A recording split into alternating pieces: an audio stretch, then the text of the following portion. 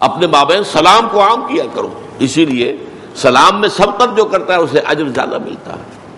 اور اگر جو ویسے تو یہ آداب تو یہ ہے کہ چھوٹے بڑوں کو سلام کرے، لیکن اگر کہیں بڑا چھوٹے کو سلام کرے تو دگنا ثواب لے جائے گا۔ اور فرض کیجئے کہ اس چھوٹے کو ایک طرح کی تعلیم ہو جائے گی، ادب کی تعلیم ہو جائے گی کہ بھائی سلام کرنا چاہیے، تو ہر مسلمان کو سلام کرو۔ ایک حدیث میں تو بڑے پیارے الفاظ آئے، لن تدخلوا الجنۃ حتی تؤمنوا ولا تؤمنوا حتی تحابوا افلا ادلکم علی شیء اذا فعلتموہ تحاببتم افشوا السلام بینکم۔ دیکھو تم ہرگز جنت میں داخل نہیں ہو سکو گے جب تک کہ مومن نہ ہو، ٹھیک بات ہے۔ اگلی بات، اور ہرگز مومن نہیں ہو سکو گے جب تک آپس میں محبت نہ کرو۔ یہ اب آج کی حدیث سے متعلق کتنا زبردست مضمون آ گیا۔ لن تدخلوا الجنہ حتی تؤمنوا ولا تؤمنوا حتی تحابوا، حب سے آپس میں ایک دوسرے سے محبت میں۔ اور فرمایا افلا ادلکم علی شیء اذا فعلتموہ تحاببتم، کیا میں تمہیں نہ بتاؤں، تمہاری رہنمائی نہ کرو اس چیز کی طرف کہ اگر تم اس پر عمل کرو تو آپس میں محبت پیدا ہو جائے گی۔ اور وہ چیز کیا ہے؟ افشوا السلام بینکم، اپنے درمیان سلام کو عام کرو، پھیلاؤ۔ قیلا سلاما سلاما، معاشرے کے اندر ہر طرف سے۔ اب دیکھیے یہ دنیا میں اور بھی ہیں، گڈ مارننگ گڈ ایوننگ ہے وغیرہ وغیرہ، ہائی اور ہلو ولو جو کرتے ہیں، اس میں بہترین جو ہے گریٹنگ السلام علیکم، اور اس کا جواب فرمایا گیا کہ تم جواب پلٹ کر دو تو زیادہ دو، اور نہیں تو کم سے کم اتنا جواب تو دے دو۔ بعض لوگ جو ہیں وہ اپنے وہ تکبر میں سلام کیا کسی نے بس سر لا دیا،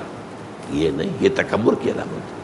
وعلیکم السلام یہ تو کم سے کم ضرور کہو، یہ تو قرض ہو گیا تم پر۔ اس نے تمہیں کہا السلام علیکم تو کم سے کم وعلیکم السلام تو کہو نا، بلکہ بہتر یہ کہ بڑھا کر دو، السلام علیکم ورحمۃ اللہ وبرکاتہ، یہ بڑھا کر دو۔ تو اس حوالے سے یہ سلام، مجتمع قوم فی بیت من بیوت اللہ یتلون کتاب اللہ ویتدارسونہ بینہم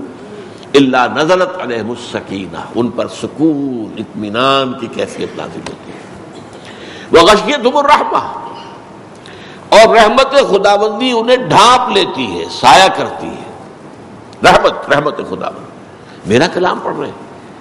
لہذا اللہ تعالیٰ کی رحمت جوش میں آتی ہے، میری باتیں سمجھنے کی کوشش کر رہے ہیں، میرے کلام کو سمجھنے اور سمجھا رہے ہیں۔ وحفتہم الملائکہ، تیسری بات، سکینت نازل ہو رہی ہے، رحمت ان کے اوپر چھا جاتی ہے، ڈھانپ لیتی ہے، اور فرشتے ان کے گرد گھیرا ڈال لیتے ہیں، چاروں طرف فرشتے۔ حفتہم الملائکہ، اور سب سے اونچی بات آپ سنیے، وَذَكَرَهُمُ اللَّهُ فِي مَنْ عِندَهُ، اللہ ان کا ذکر کرتا ہے ان کے سامنے جو اس کے پاس ہے۔ پاس کون ہے؟ ملائکہ مقربین، ملائکہ کے بھی تو درجے ہیں نا۔ ایک ملائکہ جو ہے وہ دنیا کے ملائکہ یہاں کے انتظام انسرام میں لگے ہوئے ہیں، ایک ملائکہ مقربین ہے جو اللہ تعالیٰ سے نہایت قرب رکھتے ہیں، ایک وہ 8 فرشتے ہیں جو اللہ کے عرش کو تھامے ہوئے ہیں۔ تو آپ فرشتوں کے اندر بھی تو حفظ مراتب کا معاملہ ہے، کس کا کیا رتبہ ہے، کس کا کیا رتبہ ہے، جبرائیل کا کیا رتبہ ہے۔ تو اس لیے جو اس کے پاس ہیں ان میں اللہ ذکر کرتا ہے کہ دیکھو میرے بندے، اور بات کہنے کی کیا ہے، دیکھو تم کہتے تھے یہ آدم جو ہے اللہ تو یہ جو بنا رہا ہے یہ تو خونریزی کرے گا، یہ تو فساد بچائے گا، دیکھو میرے بندے، کیا ان کے کوئی دنیاوی غرض ہے اس وقت؟ وہ صرف میرے کلام کو سمجھنے کے لیے آئے۔ میرے گھروں میں سے ایک گھر میں، اس میں یہ ہے کہ ایک تو اولاً تو یہ مسجد شمار ہوگی کیونکہ بیت اللہ ہے، من بیوت اللہ، تو یہ بھی مسجدیں جو ہیں یہ اللہ کے گھر ہیں، اس میں تو کوئی شک نہیں ہے۔ بیت اللہ ہم کہتے ہیں خانہ کعبہ کو، مسجد حرام کو، لیکن آپ نے فرمایا صلی اللہ علیہ وسلم کہ کل روئے زمین کی مسجدیں یہ کعبے کی بیٹیاں ہیں، بنات ہیں، بیٹیاں ہیں، یہ بھی کعبے کی بیٹی ہے جس میں آپ اس وقت بیٹھے ہیں۔ لیکن یہ کہ جو شارحین حدیث ہیں انہوں نے اس کو عام رکھا ہے، یہ صرف مسجد کے ساتھ خاص نہیں، جس جگہ بھی کوئی مکان اس کے لیے مقرر کر لیا ہے، ظاہر بات ہے ہر جگہ اللہ ہی کی ہے، اور وہ کام آپ نے اس کام کے لیے خاص کیا ہے تو وہ بھی گویا کہ اللہ تعالیٰ کے بیوت میں اس کا شمار ہوگا۔ یہ چیز جو ہے یہ شارحین حدیث نے کہی ہے۔ تو پھر سن لیجئے، وَمَجْتَمَعَ قَوْمٌ فِي بَيْتٍ مِّن بُيُوتِ اللَّهِ، نہیں جمع ہوتے کوئی لوگ اللہ کے گھروں میں سے کسی گھر میں یتلون کتاب اللہ ہے، اللہ کی کتاب کو پڑھتے ہوئے، وَيَتَدَارَسُونَهُ بَيْنَهُمْ، اور آپس میں اس کا ایک دوسرے کو افہام و تفہیم کرتے ہوئے، سمجھنے اور سمجھاتے ہوئے، إِلَّا نَزَلَتْ عَلَيْهِمُ السَّكِينَةُ، مگر یہ کہ ان پر سکینت نازل ہوتی ہے، وَغَشِيَتْهُمُ الرَّحْمَةُ، اور رحمت خداوندی ان کو ڈھانپ لیتی ہے، وَحَفَّتْهُمُ الْمَلَائِكَةُ، اور فرشتے ان کے گرد گھیرا ڈال لیتے ہیں، وَذَكَرَهُمُ اللَّهُ فِي مَنْ عِندَهُ، اور اللہ تعالیٰ جو ہے ذکر کرتا ہے، ان کا تذکرہ کرتا ہے، دیکھو میرے بندے میرے فلاں گھر میں یا فلاں مقام پر میرے کتاب کو پڑھنے کے لیے جمع ہے، ان کا کوئی اور اس کے اندر مقصد نہیں ہے، کوئی ان کی دنیاوی غرض و قائد اس میں نہیں ہے سوائے میری کتاب سے محبت، اور ظاہر بات ہے وہ میری وجہ سے ہے نا، میری محبت کی وجہ سے میری کتاب کی محبت ہے۔ جیسے میں نے آپ کو حدیث سنائی تھی، اللہ اللہ فی اصحابی لا تتخذوهم من بعدی غرضا فمن احبهم فبحبی احبهم ومن ابغضهم فببغضی ابغضهم۔ دیکھو اللہ سے ڈرو میرے اصحاب کے بارے میں، یعنی ان پر تنقید کرنا، سب و شتم کرنا، ان کی برائی بیان کرنا، اس سے بچو۔ اور اس کے بعد فرمایا کہ جو ان سے محبت کرتا ہے وہ میری محبت کی وجہ سے کرتا ہے، کیونکہ وہ کون ہے؟ صحابی، کس کا صحابی؟ محمد کا صلی اللہ علیہ وسلم، تو وہ تو نسبت محمدی کے ساتھ صحابی بنا ہے نا، تو میری محبت ہے تو اس کی بھی ہوگی۔ اور دوسری بات وَمَنْ أَبْغَضَهُمْ فَبِبُغْضِي أَبْغَضَهُمْ، جو ان سے بغض رکھے ان کا اصل بغض مجھ سے ہے، میرے صحابہ پر جو بغض نکالتا ہے اور سب و شتم کرتا ہے، انہیں برا بھلا کہتا ہے، ان پر تنقیدیں کرتا ہے، در حقیقت اسے مجھ سے بغض ہے، مجھ پر تو اپنا یہ بغض نکال نہیں سکتا، آسمان پر تھوکا جو ہے وہ تو سر پہ آئے گا نا، اپنے منہ پہ ہی آئے گا، تو وہ تو اتنی بلند شخصیت ہے، کیا کریں گے؟ وہ تو یہ ہے کہ کوئی بہت ہی بد نصیب اور بہت ہی سمجھیے آپ کے جو بھی بدطینت انسان ہو سکتے ہیں، وہ روشنی ہو، چاہے وہ نام کا مسلمان تھا،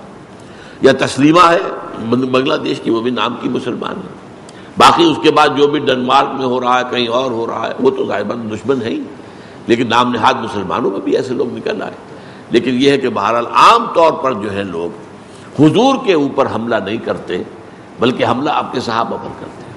لیکن اس حملے کی زد میں کون آتے ہیں؟ حضور آتے ہیں، کیونکہ درخت اپنے پھل سے پہچانا جاتا ہے، پھل کڑوا ہے تو آپ کہیں گے کہ یہ درخت جو ہے اس کا آم اچھا نہیں ہے، تو وہ تو درخت کے اوپر بات گئی نا، اگر اچھا ہے تو وہ درخت گویا کہ اچھا پھل دینے والا ہے۔ آخری بات وَمَن بَطَّأَ بِهِ عَمَلُهُ لَمْ يُسْرِعْ بِهِ نَسَبُهُ، بہت عمدہ بات،